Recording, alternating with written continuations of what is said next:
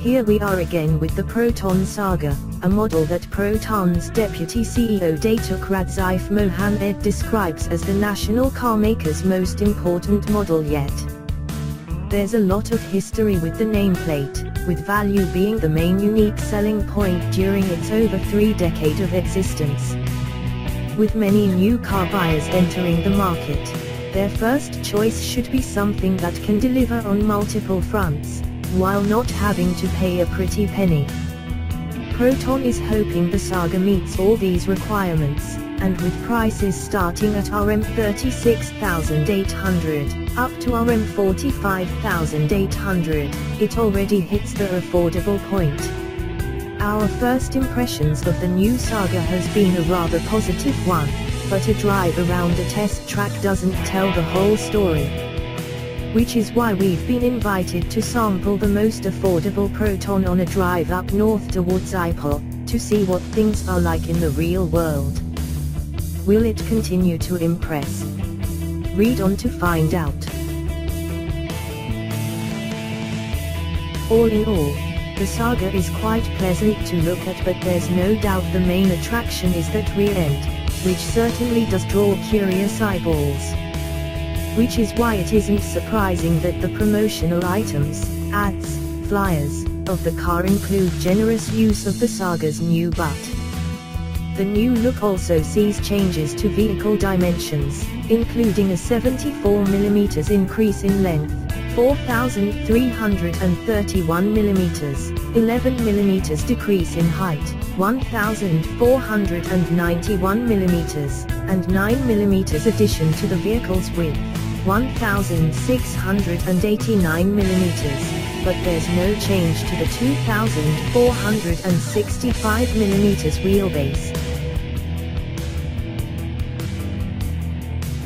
In other areas, Proton has also revised the car's hydraulic steering ratio, 16:1 vs 20:1, reduced steering effort required, 2.75 kgf vs 3.0 kgf, and introduced a steeper steering rack angle, allowing for a tighter turning radius, 5.1 meters vs of 5.3 meters.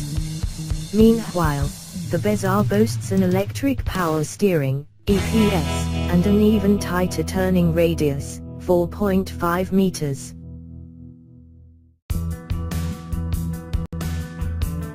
Under the hood, the 1.3 liters VVT outputs 94 HP at 5,750 RPM and 120 Nm at 4,000 RPM, directed to the front wheels via a CVT automatic in this case.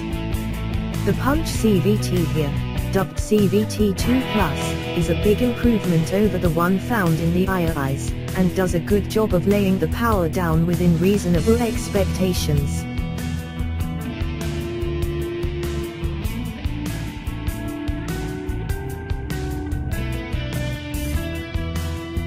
Moving on, life inside the Saga is a pretty pleasant affair with decent interior plastics.